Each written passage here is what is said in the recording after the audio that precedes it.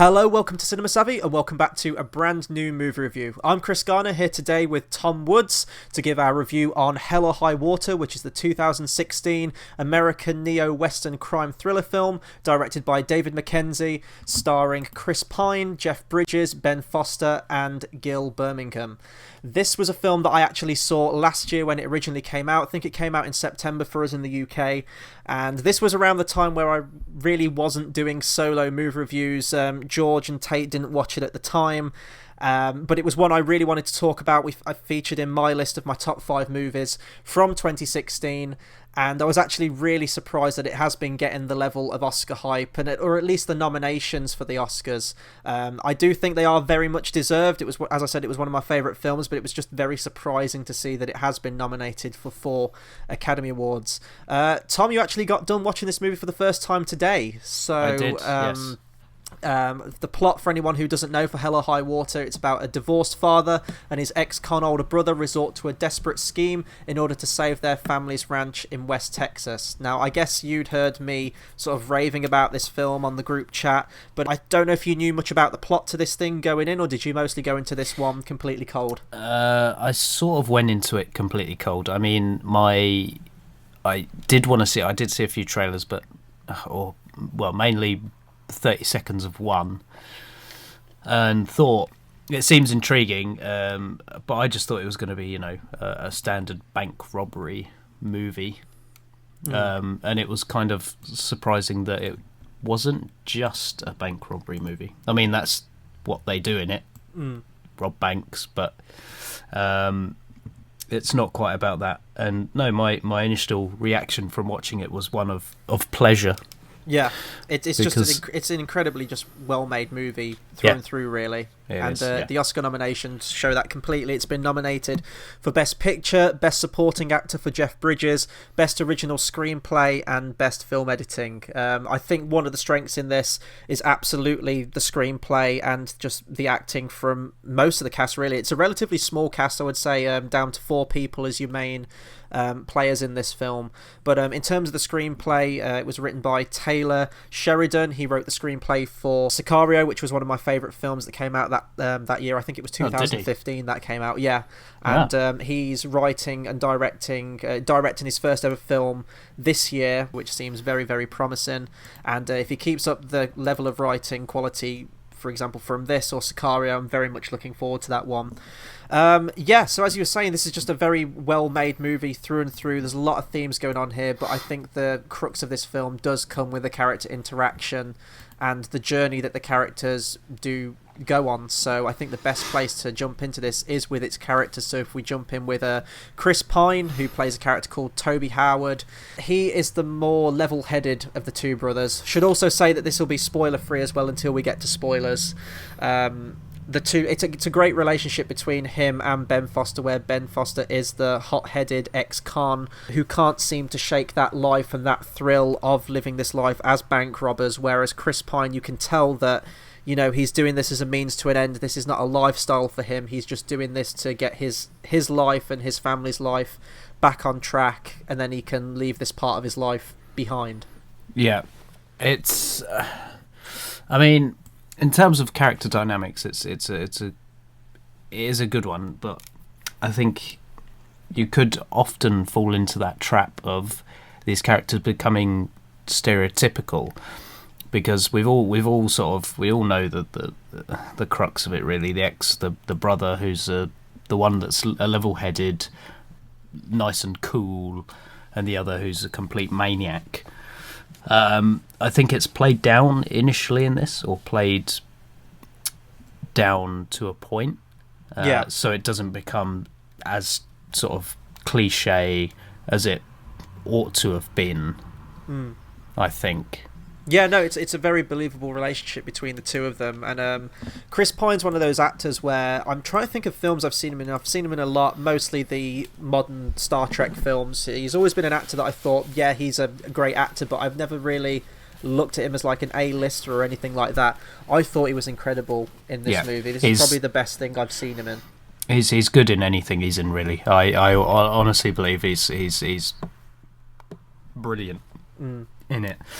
And you can tell that he devotes all of his time to crafting these characters, especially in like things like Star Trek, the new Star Trek films, and even small characters like this. There is a lot of time devoted to it, and he's probably one of the more underrated actors, I think, working today, because I think people might view him as the pretty boy sort of look that he goes for in things like Star Trek, but there's a lot more to his acting than just looking good. And Ben Foster is probably hands down my favourite actor in this movie, and he's an actor that I haven't really seen in all that much. He was in the 2007 remake of 3:10 to Yuma. He was in X-Men 3: The Last Stand as Angel, in all about the two scenes he was in that movie. The less said about that, the better. Yeah, but and I would say, obviously, the Oscar nomination has gone to Bridges for supporting actor. In all honesty, Jeff Bridges is great in this movie. I think something should have gone to Ben Foster. He is terrifying. He is funny. He really does cover every area, and that's actually an area I wanted to bring up in this movie. Although it does go into a lot of serious area and a lot of drama happens in this movie, it is a very funny film. Yeah. The script is perfectly written, where the dialogue and the history and the banter between not just the two brothers, but also Jeff Bridges and his partner in it as the Texas Ranger. You've got Marcus and Alberto. I like that you have the two factions in it, and where the real strength of this movie lies is that there is no clear-cut good or bad guy in this film. Everyone's got an agenda, everyone's got a motive. You like the bank robbers with Chris Pine and Ben Foster, and you like the marshals with Jeff Bridges and Gil Birmingham. Yeah. And I thought it was a great balance to have that quality of writing that you are rooting for both sides. There is no clear-cut opposition. I thought that was fantastic in the film. No, it does give credit to the screenplay on that front. One thing I wanted to say as well is about Ben Foster, really, or going back to your point about Ben Foster's character. It's not the first time he's been subjected to playing a crazy maniac. I think he plays it's a more subdued performance than, say, 3:10 to Yuma, where he was just absolutely insane, and he was really good in that movie, and that movie in general is just great. But he plays it more subdued, which I think makes him more terrifying, because you don't really know what to expect or if he's gonna snap at any point. I will say that I didn't think Jeff Bridges was that great. I liked him in it. I did think he gets quite a lot of funny lines in there, and without giving anything away, I like where we leave his character towards the end of this film. But in terms of his actual performance, if you've seen True Grit, you've seen exactly the same performance in this movie. It is that very mumbly, monotone, almost like Texas drawl that he has in this movie, which, it works for the character, but I can see because we were speaking a little bit about this film before we hit record, that you called it stereotypical. Yeah. He's playing the Ranger who's only 3 days away from retirement. It's a character trope we've seen and we're familiar with before, but I don't know, I thought that character worked for this story that they were trying to tell, and I thought that Jeff Bridges did play it very well, although as I said, I thought that Ben Foster or even anyone else in this movie did give a much more fleshed out and in-depth performance. I don't think it's probably one of his best. It's sort of Jeff Bridges' shtick now, talking in sort of a Texas accent and going and being a mildly racist. I don't know. The character worked really well. I just didn't think it was Jeff Bridges' best performance, because I've seen him do that performance in other films to a much better effect, I think, because I've seen it so many times. It just kind of wore a bit thin. But that's not to say he was bad in it. It's just my perception of that Jeff Bridges thing. It's like Robert Downey Jr. He does one thing in movies, and that's be Robert Downey Jr. Jeff definitely Bridges after Iron Man hype. Yeah, and also with the character as well, another trope, not just the guy, so many days from retirement or whatever it is, just the whole, it's almost like a buddy cop aspect, how you have, the old timer with a relatively, I don't know how long they say that Alberto's been working. I think he's been working for a good amount of years. He's not like any kind of newbie or anything like that, but he is the less experienced one, I would say, out of the two of them, and certainly without giving anything away, towards the end where they're trying to predict and plan ahead what the two bank robbers, which bank they're going to hit next and everything like that, you can tell that Jeff Bridges is thinking about it much more logically. He's done this kind of thing before, not to this scale, but he's been on, been in situations like this before where he is able to predict and be one step ahead. And even to where we leave his character at the end, without giving too much away, you can tell that even still he is still ticking this over in his mind even after he's retired, and that's a point that will never leave him. And I think you can draw a lot of comparisons between each of the pairs. For example, you've got Chris Pine, who is doing this as a means to an end, as I said, but he does want to leave this life behind, and his brother, who is, this life of robbing, of killing people has become his life. He is a con, and that's his life now. That's what he knows. And similar with Jeff Bridges, this is the life he knows. Even when he retires and he reaches that very... I mean, obviously, I haven't reached it, but I know a lot of people that do hit retirement, and they do have that element of, what do I do now? My life is essentially over, my daily working life, what I'm used to. What do I do now? And he's going through a very similar situation with that in his life as well. So I liked how there is that balance and there is that thematic underlying story to the two pairs that you can read into. Yeah, and I think it does what No Country for Old Men sort of tried to do, but this one sort of hits you with it more bluntly. And I think I spoke about this before we hit record as well. Is that it's sort of times are moving faster than people would like, and moving at a pace in which the old timers can't keep up, and that's what it seems like it's going for with that Jeff Bridges character. And also you have the generational thing as well, old versus new, in the sort of old timer Texas Ranger. It almost sounds like a Chuck Norris movie. Yeah. And there is one theme I wanted to bring up. I don't know if you can read into it loads, because it is very much the setting, I think, but the whole Native American culture in it in general. I mean, Alberto has ancestry of Native American, and that's usually the butt of many jokes from Jeff Bridges. There's that slightly racist, albeit almost like charming banter between the two characters. Like, Alberto's just used to it at this point. But you also have the aspect of religion with Alberto, and I can't really remember the film, but there's that scene where they're both staying in a motel somewhere, and I think Alberto's watching some Catholic channel, and Jeff Bridges is almost taken aback when he finds out that, he is a Catholic. Like, maybe in his mind he still thinks he does the Sundance and everything like that. But also in terms of the brothers, when they go to the casino, and it is a Native American casino, you can see the shifting from their original life to this capitalistic and just money crazed society. And also the scene where Ben Foster sits down at the poker table and he has that exchange with the guy who says he's a Cherokee, and I forgot what he says that word means. Doesn't it mean enemy or something like that? So I'm probably reading way too much into that thing, but I like that, as this is sort of like a neo-Western crime thriller, it does have that setting and that basis to it.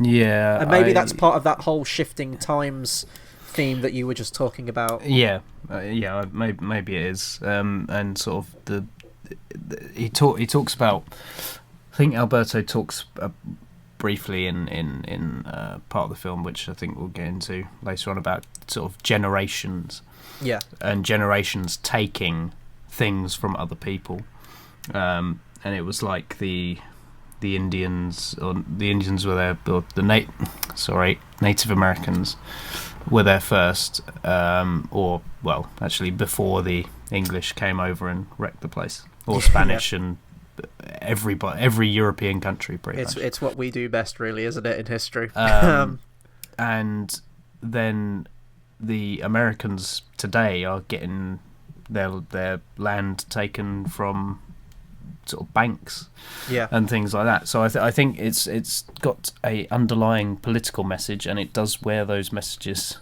on its sleeve, and they are put in the open, I think, but they don't detract from the sort of the main crux of the film, which is the brotherly banter and sort of the relationship between Chris Pine and Ben Foster. Yeah. And I mean, you were talking about the bank situation there, and I'm just thinking about the characters that we do see at the bank, like the managers and everything like that. They are very much caricatures, I would say. There's no three dimensions to them. The message they're trying to convey is very blatant in their characters, absolutely.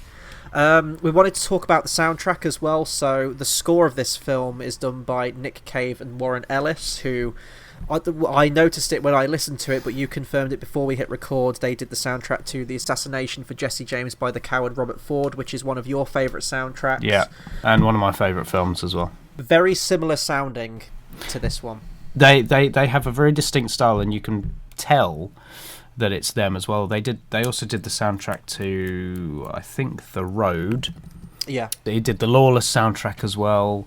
And then there's The Road, which I've mentioned, The Proposition as well. And they're both composers, Nick Cave and Warren Ellis. They definitely have a distinctive style to their music.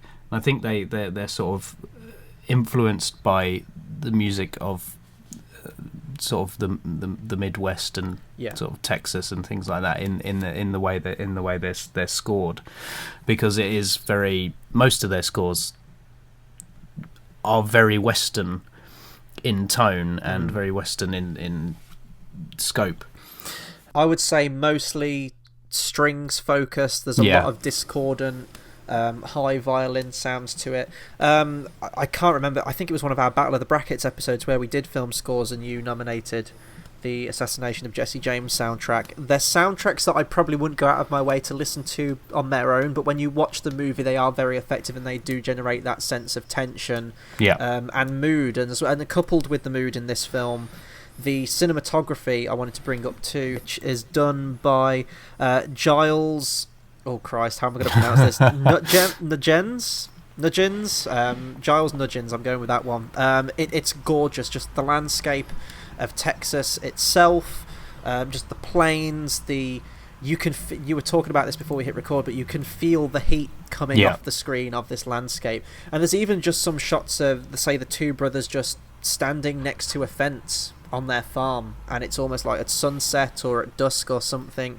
You'll have like a wind turbine just slowly turning around, the use of sound as well. It really is a beautiful film to look at, and just I think that just helps it ground it to that setting, really gives it that feel, and coupled with the music, as you said, and not just the score as well. I think the soundtrack itself is fantastic. A lot of country music, which really does just ground you into that setting perfectly, I think. Oh, definitely.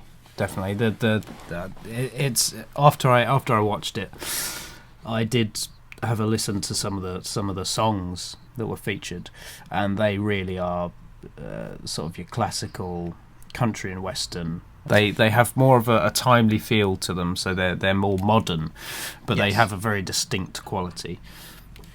And again, that goes back to the themes you were talking about of shifting times. You could apply that to it as well. So really cleverly thought out soundtrack. So we'll give our overall recommendation now, then we'll move into spoilers, because there's some things towards the ending that we really need to talk about.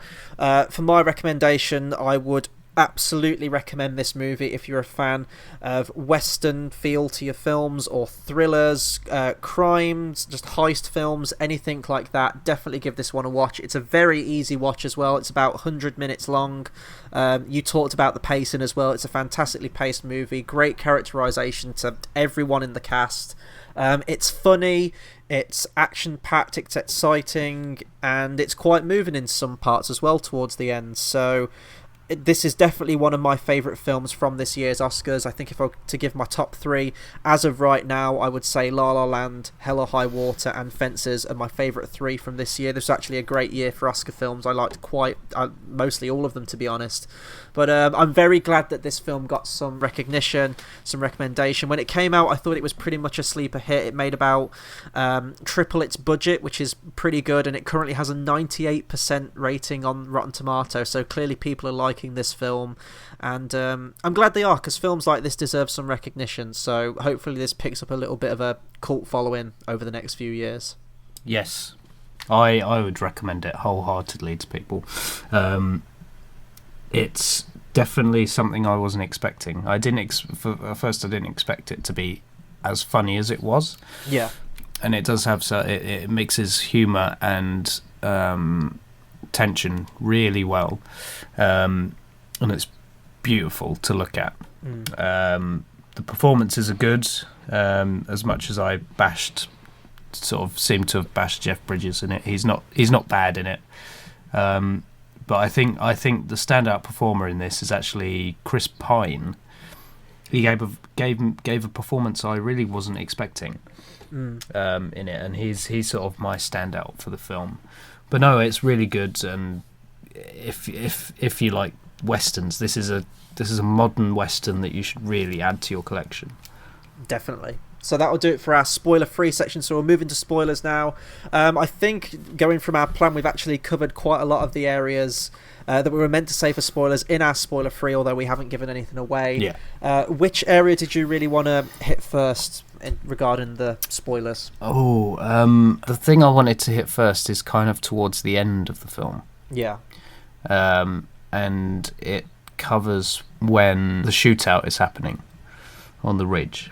Yeah. And it fits into the theme. The older generation get left behind when Jeff Bridges' partner is shot and killed. It's kind of that moment of realization for him that he's going to be left wandering around, bumbling and not fulfilling any sort of duty, or this is his final act of policing, as it were. And the older generation kind of get left behind. Yeah. And that's why I picked up from that bit. And I loved how they handled that death as well, yeah. Because I forgot how many years it says that Jeff Bridges' character and Gil Birmingham have been working together, but you can tell it's been a long time. They've established that connection with each other, and it's just, there's no drawn out, dying in one's arms. It's just a straight up headshot, dead on impact. Oh, yeah. And if we're talking about acting with Jeff Bridges, that reaction is so believable from him, where he kind of lets out this surprised gasp of like just anguish, like he can't believe what's just happened, especially to his close friend, and then this is what sends him in that frenzy of I don't know if it is revenge, but it seems like justice needs to be done, and that's a theme that carries on through to the epilogue as well with him. It's a feeling of finality. He needs to bring this to a close. Yeah, and he is chasing his. He's still holding on to his old life. Yeah, which is really good, and that's sort of hammered home at the end where he meets Chris Pine's character, and faces off with him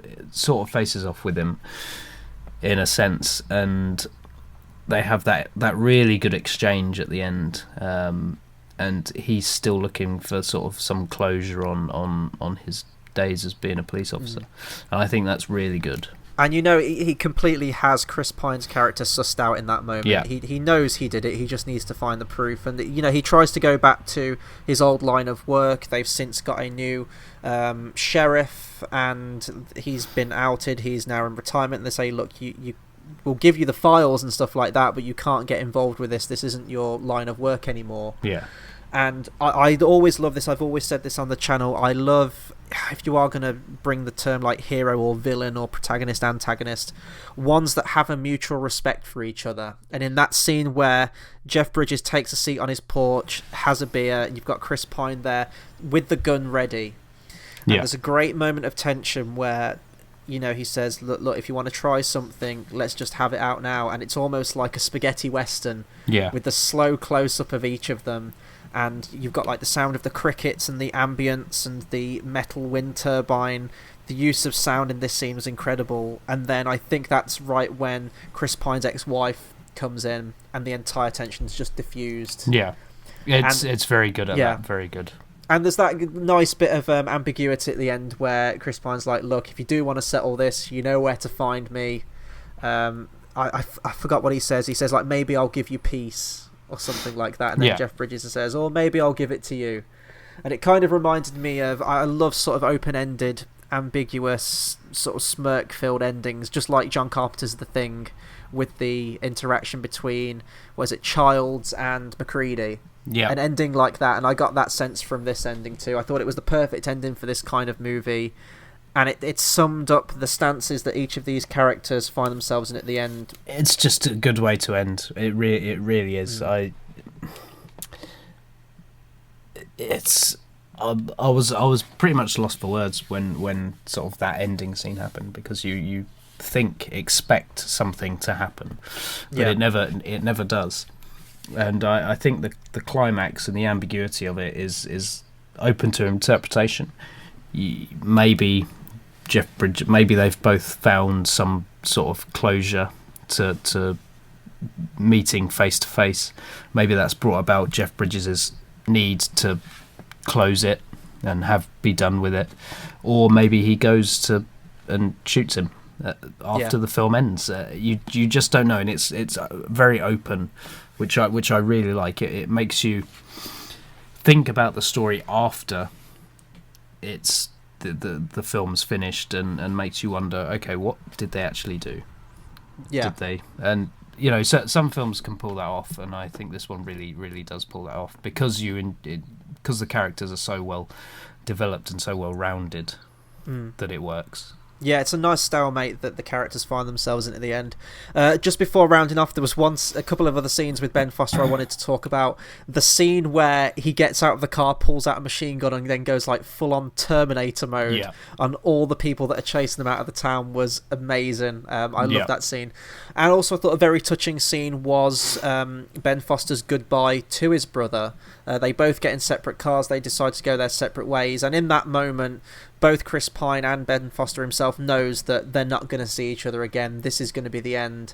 And there is that closure to those characters where he says, look, this is my life. This is who I am. And I'm going out exactly this way. And he in that moment, he knows that Chris Pine is the better one of the brothers that has the chance to make something for themselves and do right by their family, whereas he just doesn't have that option, and he's going to do what he can to save his family in his way, whereas Chris Pine's going to save his family in the way that he sees fit. And I thought that was a really nice moment, very touching moment between the two brothers, and that sets it up perfectly for how the ending plays out. Oh yeah, definitely. One scene that I will mention is the gas station scene. I mean, it's brief. Yes. But it does show a different side to Chris Pine's character, a more violent side, where these two sort of yobs approach, or are in a bright green car, and Ben Foster's looking at them, and one of them pulls a gun, and Chris Pine just wails on this guy.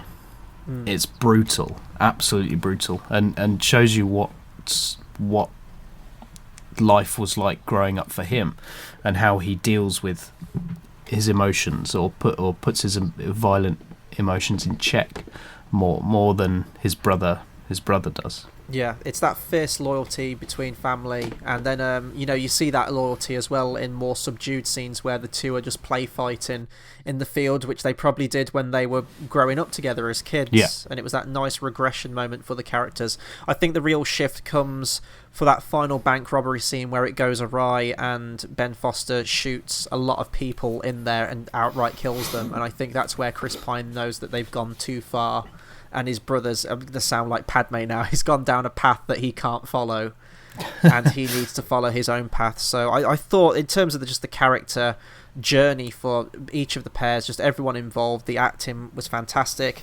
I've basically said everything I can on this movie now. If you've got anything else you want to add, or we'll round off. It's fantastic. That's all I can say. I've said what I need to. Definitely. It's brilliant.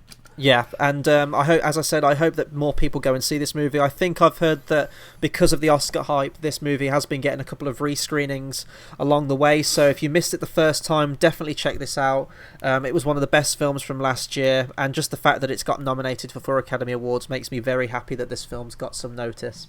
So that'll do it for our review on Hell or High Water. Be sure to comment, subscribe, and let us know what you thought of this movie. Did you like it? Didn't you like it? Anything you like, please do drop us a comment. In terms of what's coming up on the channel, we are going live this Sunday for an Oscars live stream. Throughout the entire ceremony, we'll be on a live stream just discussing the films with our predictions and just talking movies as the night progresses. So look out for times on our Facebook and Twitter as we find out the times to those. Links to those will be in the description below. There'll be more trailer reactions from me along the way, as well as a good few movie reviews in the next remaining days to tie up all those ones I need to cover from Oscar season. So be sure to hit that subscribe button. It's the best way to keep updated with all of our content. And until the next video, we'll see you guys next time. Thanks for listening.